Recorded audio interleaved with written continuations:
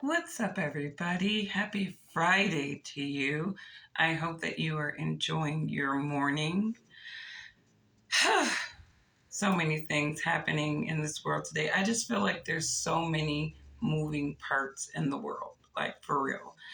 I was looking, my sister, she called me. She goes, "Girl, the Illuminati, they done got rich homie Quan." I'm like, "What?" So I go on the internet and I'm like, "Up, rapper, 34-year-old Rich Homie Quan has passed away." My auntie was really into that one song. "I did a lot of shit just to live this here lifestyle. Can't escape from the bottom to the top of lifestyle."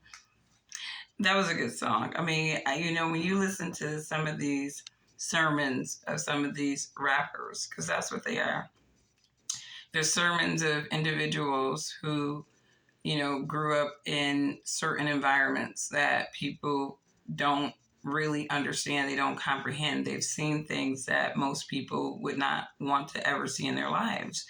I don't think people really understand the layers of trauma that exist in the Black community, the cycles of trauma. And it's hard to reconcile such things but I will say that, improving the economy of poverty line Black communities definitely helps. It does help. And unfortunately, we need leaders who, when funds are directed to the Black community, that we actually see elevation and development and not seeing people enriching themselves. And that's a big problem. But off of that, I was looking at O'Shea Duke Jackson cover Tamar Braxton and her drama with her man. And honestly, I don't want to get deep in this drama, but honestly, when I think about all the things to be distracted by, sometimes this Hollywood drama, it's just a little bit easier to get through than some of the social political stuff, because that stuff is just stressful and heavy. And it's just the Hollywood stuff is more of a guilty pleasure. So I did a video about Tamar Braxton and her husband of 61 days, now that it's come out, JR. And I was talking about how this person, Tamar, seems to be very controlling. And she seems to pick these weak men who she can control with her celebrity and her money, and even probably just the P power, right? But when you have multiple men that are just fleeing a woman, you got to look at what's wrong with that woman. And when you look at Tamar, how she talks, it's obvious that she has some level of mental illness. And I think some of Tamar's issue is that she has grown up in Black privilege. A lot of people don't realize that Black privilege, privilege comes in many different layers. And a lot of times people don't associate Black privilege as being a privilege in America, but it is. You look at Will and Jada Smith's kids, that's Black privilege, okay? So Tamar really didn't grow up in a household of, she might have, they might have had a little struggle, but obviously that is a faith-based family. They weren't really just down like your typical Black person from a poverty line is down. I don't believe that. And so I think that she suffers from that spoiled younger kid syndrome. And I think that, she reflects this in, her relationships with men. And one of the things I tell my kids, my daughter's dad, is I said, you cannot, treat them, in a certain manner where you're going to make it harder for another man to be able to deal with them. Like my 10-year-old daughter, she's daddy's girl. She gets anything she wants. He doesn't like her to be mad at him. So like if he makes her unhappy, he's doing everything he can to make her happy. And it's like, that's That's a beautiful thing to have a dad that loves his daughter that much and he wants to make her happy. But at the same time, you have to be able to train her how to have respect for a man as well, you know? And I think that some women, they're not trained to have respect for a man. They don't understand what having respect for a man is. And in this environment, it's almost something that a lot of women have to either learn or relearn in order to be successful in a relationship. So Tamar, obviously, this is what you would consider a high net worth woman. She's not a broke woman, right? And these conversations have been going on for a while about high net worth women and their struggle with dating. I'm sorry. This is allergy season. I had to steam my son's face this morning because he just, which is all over him. And it's just not a good time of year for me. So I'm going to be cackling everything and sneezing too. And my eyes are going to be watering. So like I said, you guys are going to get me any kind of way in these videos. But off of that, I was looking at O'Shea Duke Jackson, and I said in my video that I think that Tamar puts her men through the ringer. She doesn't seem like she's an easy woman to deal with. So I'm catching this interview that O'Shea Duke Jackson, had included in his content about Tamar failing with men. And I want you to listen to what one of her ex-husbands said. This is the Nigerian dude that she dated. Never bring myself to attack Tamar, somebody I've spent so long with. I never will. It's just not something I will do. I'll speak the truth. And here's the truth.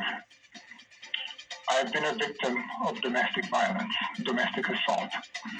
I was attacked. Strangely enough, David... Okay, so, it takes a lot for a man to admit that he has been a victim of domestic violence from a woman. It takes a lot. It takes a lot. And see, I know why she probably got with that Nigerian dude. We know. Because some of them, they trying to get access, so they be trying to marry us. They're like Black American women. They're desperate for a husband. We'll go finesse them. And some women do buy into that. But I don't really think this man was trying to finesse her. But again, when you cannot, and when you don't have control over your woman, or when you absorb this beautiful, wealthy, uncontrollable woman, it's not going to go well for you as a guy. It's just not.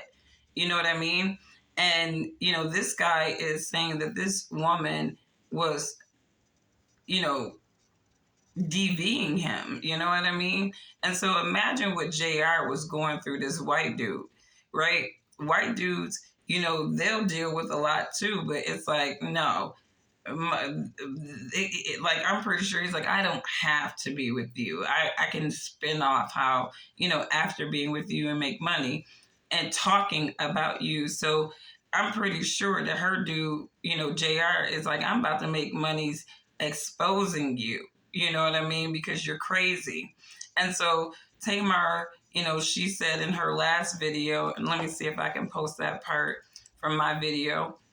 She was talking about, and check out that video. I said, when a man becomes emotionally unavailable, because I'm talking about JR, and she's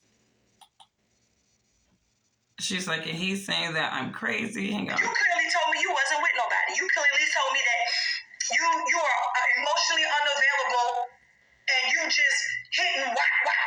Oh, right. Okay, so she was sounding crazy, but he told her that he didn't want her.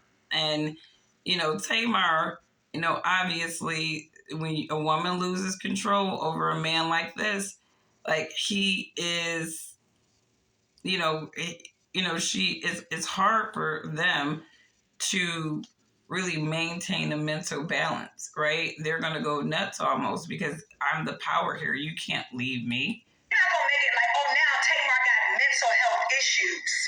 Now, y'all done seen this man. We're not going to pretend that this man has not been airing me out and embarrassing me for the past 6 months. Okay, but she's giving mental health issues. Like Tamar Braxton really needs to kind of step back from trying to really work on anything but herself, right? This is a person who needs to really define, what kind of woman she wants to be to a man before she victimizes, re-victimizes another man. Because to me, it seems like JR was dealing with a lot more than just her mental health problems. She might have been hitting on him too. If he pissed her off, she was probably whacking the hell out of him all the time. And he's just like, look, I cannot be emotionally available for this anymore. So let me know what you guys think. But I think there are some women who do put their men in a situation where they just like, I can't do it. Like, you are emotionally draining and there is no benefit from this relationship. I don't care how beautiful or wealthy you are toxic to my soul. And I think some men resolve that and they just end up like, I'm over it. I don't want to deal with you. Off that, I found something very hilarious.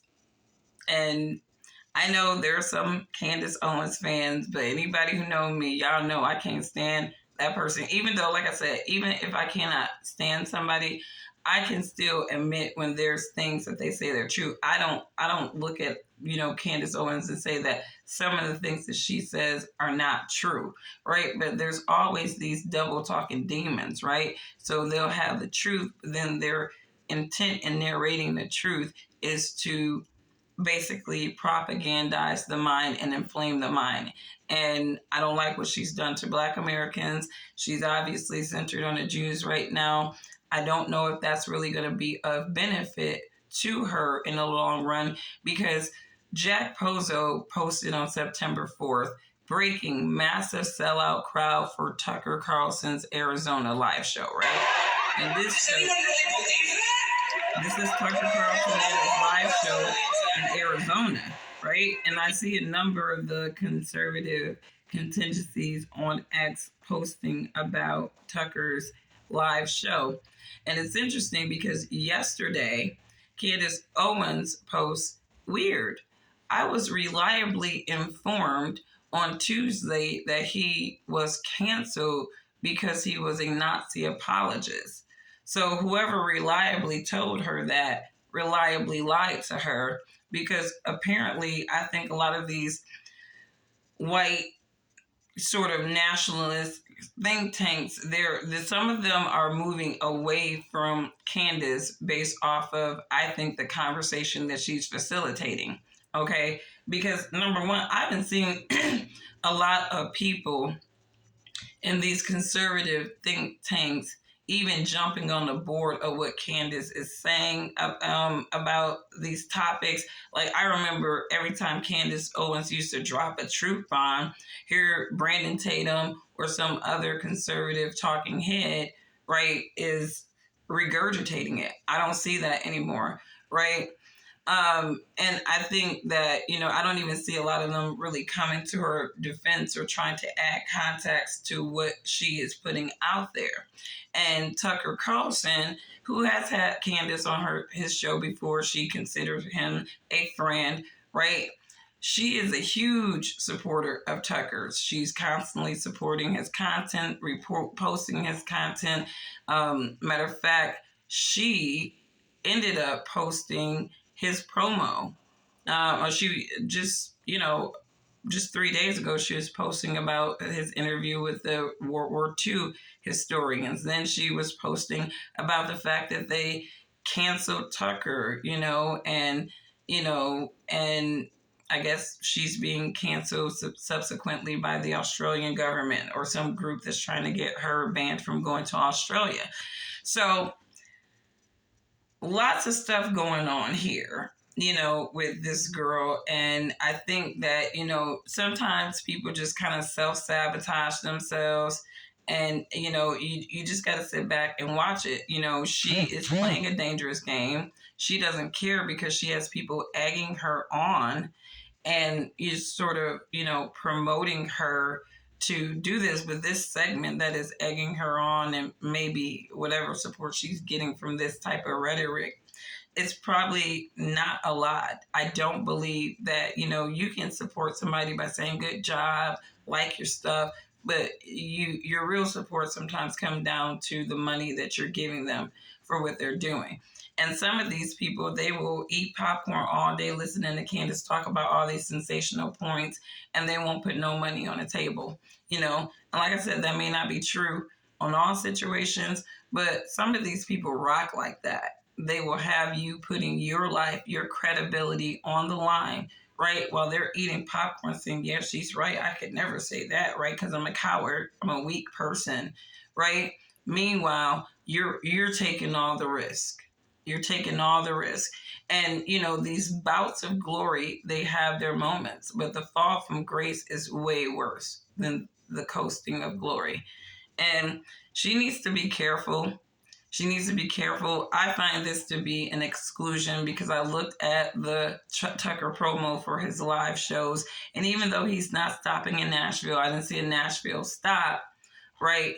I thought that it was very interesting that he had all of the big name conservative talking heads, right? He sprinkled in Larry Elder just so that they could have some blackface, but he did not choose Candace Owens, who has a bigger platform than Larry Elder, right?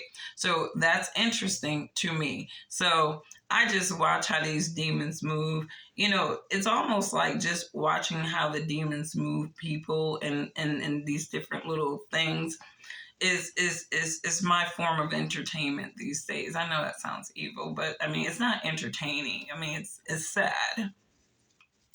But at the same time, it has a slight humor to it, especially with some of these people devil talking about being God-fearing and all that stuff. But yet they're on the bandwagon of pretty much, to me, rhetoric that is divisive. And hey, everybody talks about what they want. Everybody has their own opinions. I am going to try to keep mine centered on just the patterns that I see. Some of this is very humorous to me. So anyways, you guys have a wonderful day, and I will catch you in the next one. Bye.